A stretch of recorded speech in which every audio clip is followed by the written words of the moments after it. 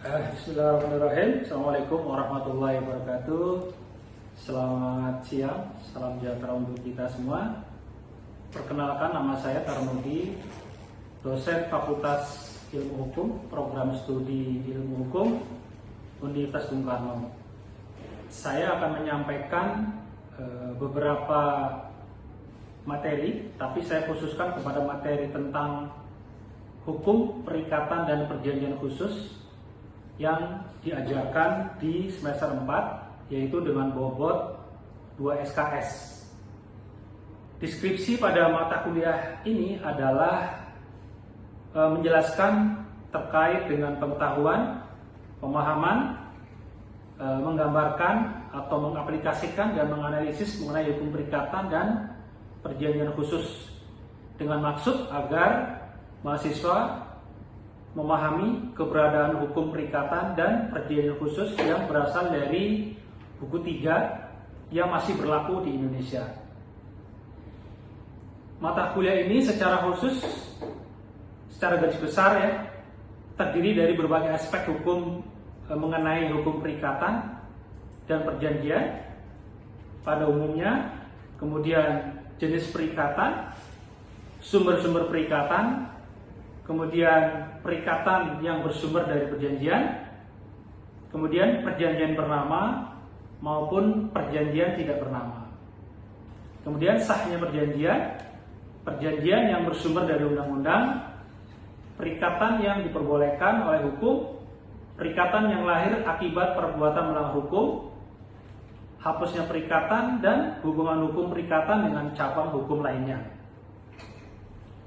Nah, pada mata kuliah ini kita akan coba memberikan penilaian, yaitu terkait dengan komposisi penilaian untuk para mahasiswa, yaitu kita menggunakan dengan sistem informasi akademik, yaitu di mana proses penilaian sepenuhnya dilakukan melalui sistem informasi akademik yang terdiri dari 10% kehadiran, kemudian 20% untuk penugasan, 30% untuk ujian tengah semester, dan 40% untuk ujian akhir semester. Untuk referensi yang digunakan di sini adalah terkait dengan buku-buku Profesor Subekti, kemudian J. Satrio, kemudian Mariam Badrussalam, kemudian Projo Dikoro, kemudian Ahmadi Miru, dan Marulak Pardede. Kemudian perundang-undangan yang dipakai adalah terkait dengan Kitab Undang-Undang Hukum Perdata, kemudian Undang-Undang Nomor 8 Tahun 99 tentang Perlindungan Konsumen, kemudian Undang-Undang Nomor 11 Tahun 2008 tentang Informasi dan Transaksi Elektronik dan Undang-Undang Perubahannya, kemudian Undang-Undang Nomor 42 Tahun 99 tentang Jaminan Fidusia, dan Undang-Undang Nomor 4 Tahun 96 tentang Hak Tanggungan, dan referensi yang lain sebagai referensi tambahan. Baik, dalam pertemuan mata kuliah ini akan dilaksanakan selama 16 kali tatap muka. Yang pertama nanti akan dipotong dengan satu pertemuan ujian tengah semester, dan kemudian ada ujian akhir semester. Untuk capaian mata kuliah program studi yang diharapkan adalah yang pertama, mampu menguasai konsep teoritis dan praktis hukum perikatan dalam sistem hukum Indonesia. Yang kedua, mampu menganalisis dan menyelesaikan sengketa perikatan dengan pendekatan hukum yang tepat. Kemudian yang ketiga, mampu menyusun berbagai jenis kontrak dan memberikan konsultasi hukum terkait dengan perikatan. Yang keempat, mampu menerapkan prinsip-prinsip etika dan keadilan dalam hubungan kontraktual. Kemudian capaian mata kuliah di sini yang pertama adalah mampu menganalisis konsep dasar perikatan dan sumber-sumber perikatan dalam hukum perdata. Kemudian yang kedua, mampu mengevaluasi syarat sahnya perjanjian dan akibat hukum dari pelanggaran syarat tersebut. Kemudian menyusun dan menganalisis berbagai jenis perjanjian khusus sesuai dengan kebutuhan praktis, mampu mengevaluasi penyelesaian sengketa perikatan melalui berbagai mekanisme hukum. Kemudian dari 16 kali pertemuan itu kita akan coba pecah menjadi beberapa pertemuan, yaitu pertemuan pertama kita akan coba bahas terkait dengan pendahuluan, yaitu atau kontrak pembelajaran ya. Di sini juga akan membahas terkait dengan definisi dan konsep perikatan ya. Kemudian unsur-unsur perikatan, subjek, objek, hubungan hukum, serta perkembangan hukum perikatan. Kemudian sumber hukum perikatan di Indonesia dan hubungan hukum perikatan dengan cabang hukum lain.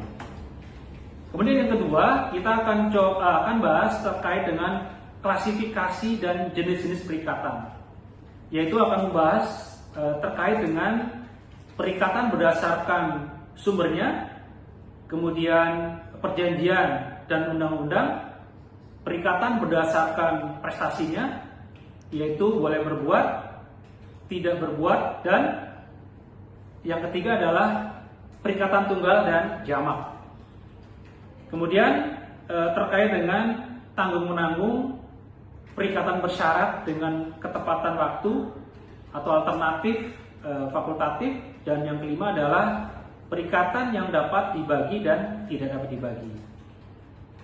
Kemudian pada pertemuan ketiga kita akan coba bahas terkait dengan sumber perikatan dan perjanjian, yaitu akan menguraikan tentang perjanjian sebagai sumber perikatan yang utama. Kemudian yang kedua, definisi perjanjian menurut pasal 1313 KUH Perdata. Kemudian yang ketiga adalah proses terjadinya perjanjian, penawaran dan penerimaan. Yang keempat adalah teori kehendak dan teori kepercayaan. Yang kelima, perjanjian lisan dan perjanjian tertulis. Kemudian pertemuan keempat kita akan coba bahas terkait dengan syarat sahnya perjanjian, yaitu menganalisa mendalam terkait dengan pasal 1320 terkait dengan syarat subjek dan syarat objektif ya dalam syarat sahnya perjanjian. Kemudian pertemuan kelima kita akan coba bahas cacat kehendak dalam perjanjian. Kemudian pertemuan keenam kita akan coba bahas asas-asas hukum perikatan. Kemudian yang ketujuh, interpretasi dan pelaksanaan perjanjian. Kemudian pertemuan ke-8 akan dibahas terkait dengan ujian tengah semester. Kemudian yang ke-9 kita akan membahas terkait pewaran prestasi dan akibat hukumnya. Kemudian yang ke-10 hapusnya perikatan. Kemudian yang ke-11 adalah perjanjian jual beli sebagai perjanjian khusus. Kemudian yang ke-12 perjanjian sewa menyewa dan sewa guna usaha. Kemudian perjanjian pemborongan dan perjanjian kerja. Kemudian yang ke-14 perjanjian kerja dan jaminan. Yang ke-15 perjanjian modern dan kontrak bisnis kontemporer. Kemudian yang terakhir yang ke-15 adalah ujian akhir semester.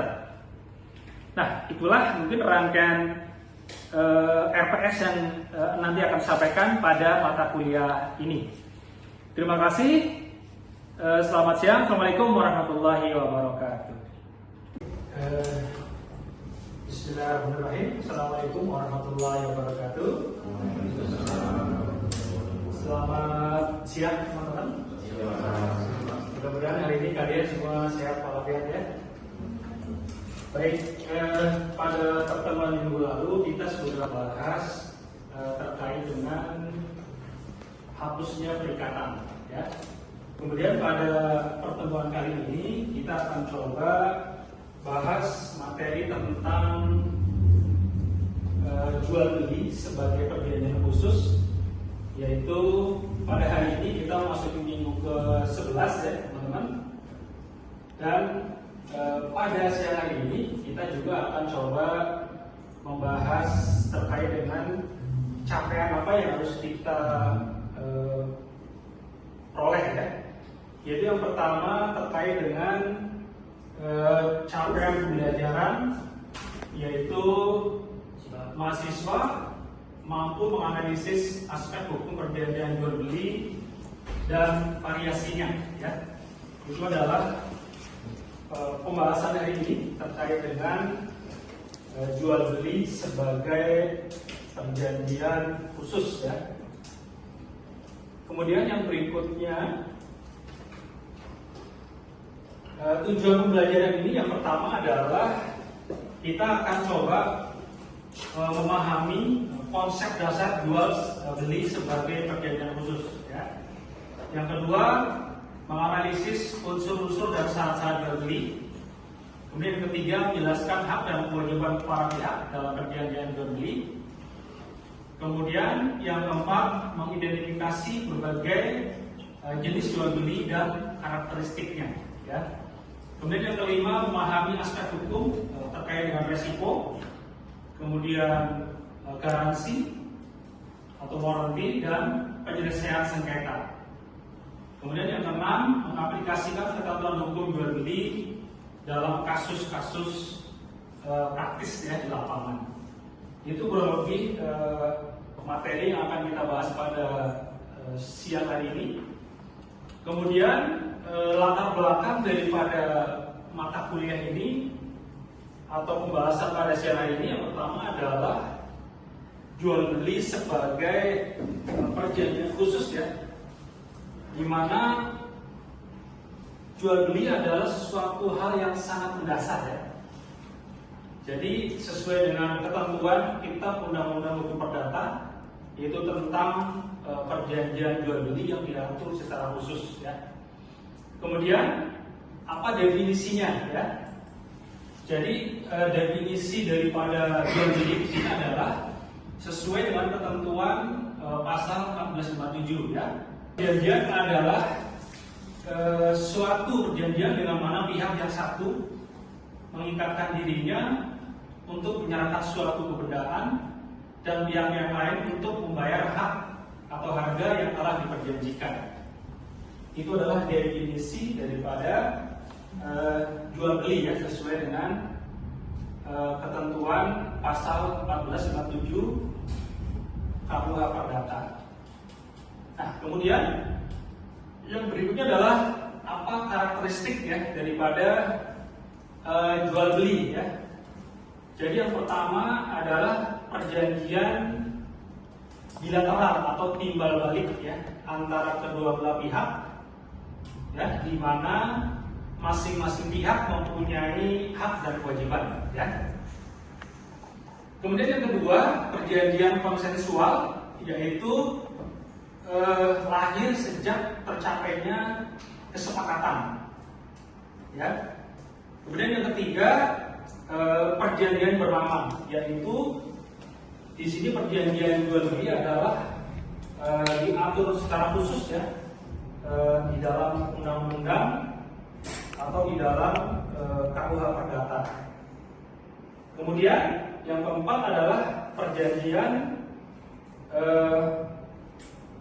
onerous atau onerous ya, yaitu perjanjian ada prestasi dari kedua belah pihak.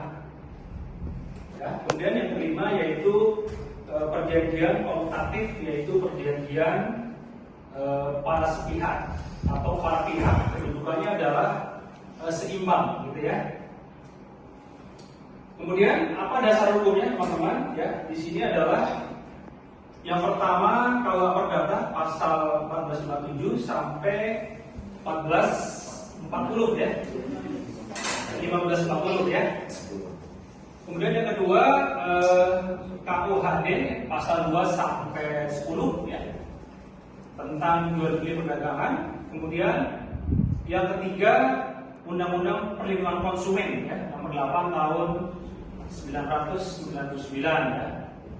Kemudian yang keempat, peraturan terkait lainnya sesuai dengan jenis atau barang atau jasa yang diperjualbelikan. Itu adalah dasar hukum daripada perjanjian jual beli ya. Kemudian yang berikutnya adalah unsur-unsur daripada jual beli ya. Jadi yang pertama adalah unsur esensial ya, yaitu yang pertama barang atau objeknya harus jelas ya, tertentu, kemudian dapat diperdagangkan ya. Karena kalau barang yang mau kita jual kalau tidak jelas atau tidak ada objek tertentu, bagaimana kita mau jual gitu ya. Jadi objeknya harus jelas, tertentu, dan dapat diperdagangkan. Itu unsur yang pertama ya. Kemudian yang kedua adalah ada harga ya. Jadi sejumlah uang yang telah disepakati oleh para pihak ya sebagai kontraprestasi ya. Kemudian yang ketiga adalah kesepakatan. Di sini yang namanya kita melakukan jual beli kan harus ada kesepakatan para pihak ya, yaitu pihak penjual dan pihak pembeli ya. Kemudian yang unsur berikutnya adalah unsur natural ya, atau naturalia ya. Nah, di sini adalah unsur yang secara otomatis melekat tanpa perlu diperjanjikan secara khusus ya. Yaitu yang pertama, kewajiban penjual untuk menyerahkan barang yang telah dijualnya ya. Kemudian yang kedua, kewajiban pembeli membayar harganya ya. Kemudian yang ketiga, jaminan terhadap cacat tersembunyi. Kemudian yang keempat adalah jaminan terhadap penguasaan yang tenang. Ini adalah unsur naturalia ya, dan ini adalah unsur yang secara otomatis melekat tanpa diperjanjikan secara khusus ya. Kalau misalnya kita melakukan jual beli ya. Nah, kemudian yang berikut yang ketiga adalah unsur aksidental ya, yaitu unsur-unsur tambahan ya yang dapat diperjanjikan secara khusus ya. Jadi yang pertama mengenai tempat dan waktu penyerahannya, kemudian yang kedua cara pembayarannya, kemudian yang ketiga adalah klausul khusus atau force majeure ya, atau penalti dan lain-lain. Kemudian yang keempat adalah terkait dengan garansi tambahan ya, misalnya kita melakukan jual beli misalnya mobil gitu ya di suatu dealer, kemudian karena kita katakanlah membayar cash misalnya, sehingga kita meminta untuk memberikan garansi tambahan. Misalnya contoh, misalnya yang standar itu kan misalnya kita dapat katakanlah cover mobil gitu ya, kemudian ada karpet mobil dan lain-lain. Tapi karena kita di sini ada unsur-unsur tambahan yang diperjanjikan secara khusus, kita bisa saja memberikan atau meminta garansi lain daripada jual beli tersebut gitu ya. Ini misalnya contoh gitu ya.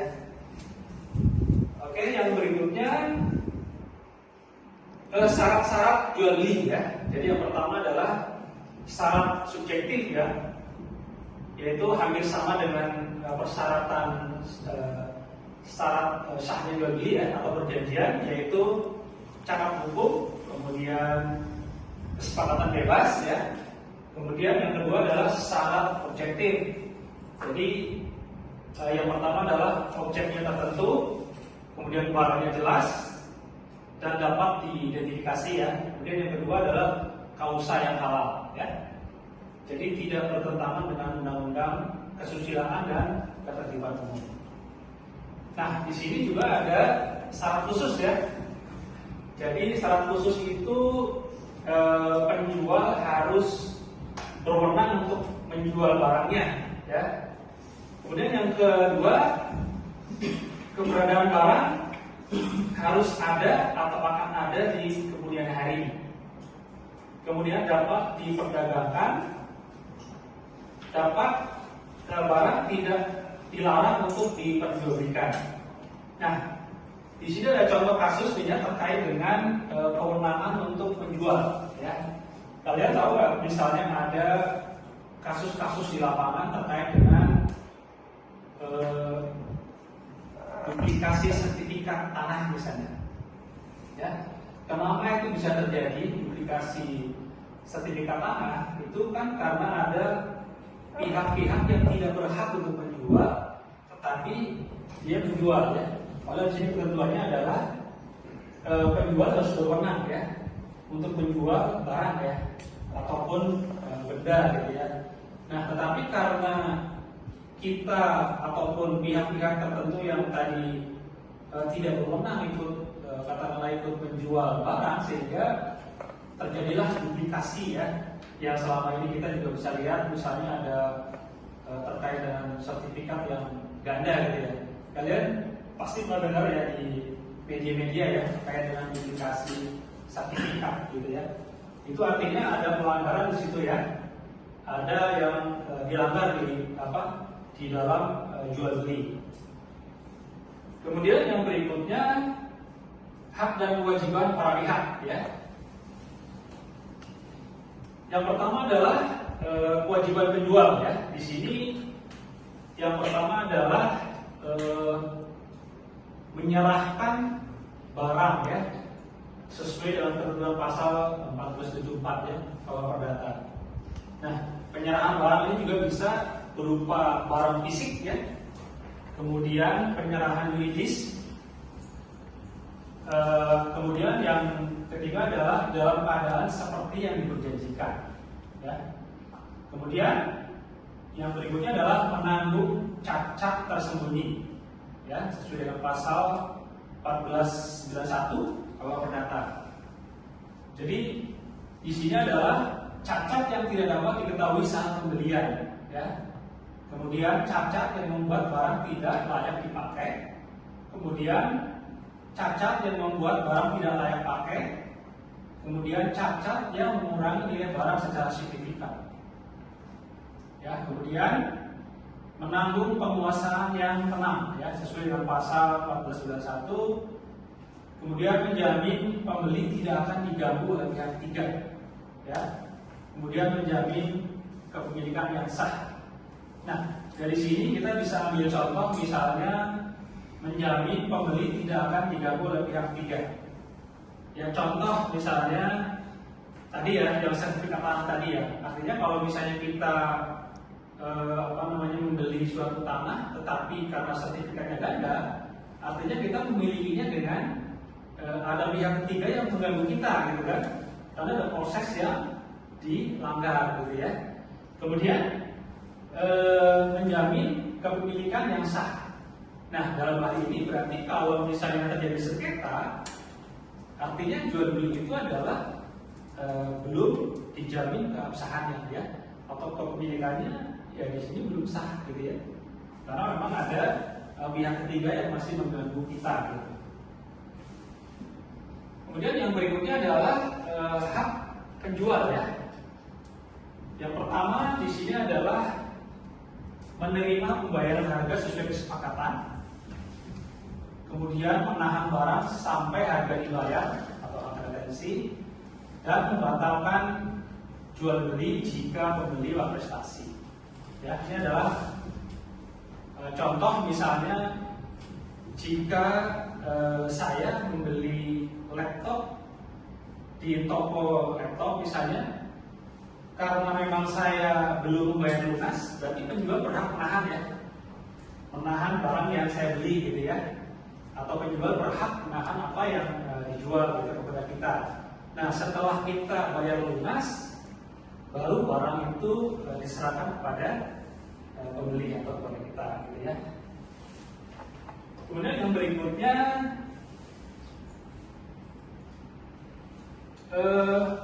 hak dan kewajiban pembeli, yaitu kewajiban pembeli gitu ya.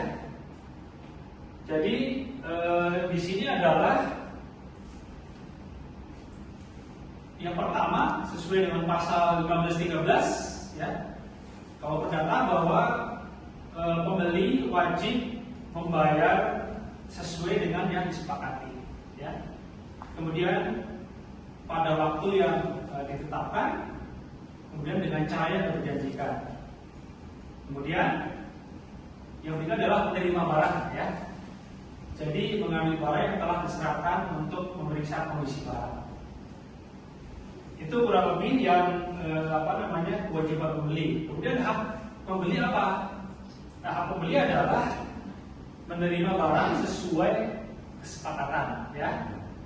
Kemudian memperoleh jaminan dari penjual, kemudian membatalkan jual beli jika penjual melakukan malprestasi ya.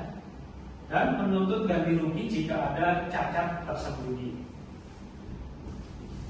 Baik, yang berikutnya di sini adalah jenis-jenis jual beli ya.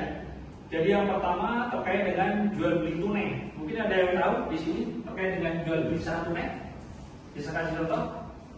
Mungkin kita membeli sesuatu, kita langsung misalkan total harganya itu 10 juta, kita harus bayar 10 juta langsung cash gitu ya. Oke, itu salah satu contoh jual beli tunai gitu ya yang dibayar. Nah, kemudian untuk jual beli kredit, mungkin ada yang tahu? Coba bisa jelaskan. Misalnya kalau jual beli kredit itu menurut saya, Pak, misalnya saya membeli barang itu secara kredit untuk membayar itu secara cicil, Pak.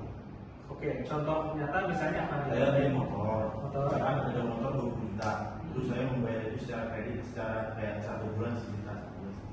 Oke. Sampai seterusnya. Sampai Sampai lunas gitu ya. lunas. Oke, baik. Ada yang menambahkan lagi? Silakan. Oke.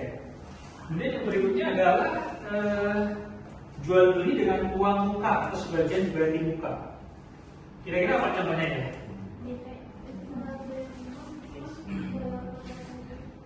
Ya, jadi yang dibayar sebagian di muka, kemudian sisanya dicicil ataupun diangsur gitu ya. Itu juga bisa ya, artinya tapi maksudnya ini bukan secara kredit ya. Jadi misalnya kan ada nih jual beli yang dilakukan, misalnya kita melakukan pembelian misalnya sebuah sepeda gitu ya, harganya 2 juta. Oke, saya cicil 500.000 dulu ya, 1,5 jutanya mungkin seminggu kemudian, tapi barang belum saya bawa gitu ya. Jadi artinya masih tertahan di toko. Begitu saya sudah punya untuk pelunasan, saya baru lunas, baru barang itu bisa kita ambil gitu ya. Itu artinya penjualan yang ada uang muka di depan gitu ya. Oke, mungkin itu pertemuan pada sore hari ini atau siang hari ini. Mungkin saya kira cukup ya. Saya kira untuk minggu depan kita akan coba bahas terkait dengan tadi tugas yang kita berikan, dan kita akan bahas secara bersama-sama. Terima kasih. Selamat siang. Assalamualaikum warahmatullahi wabarakatuh. Waalaikumsalam.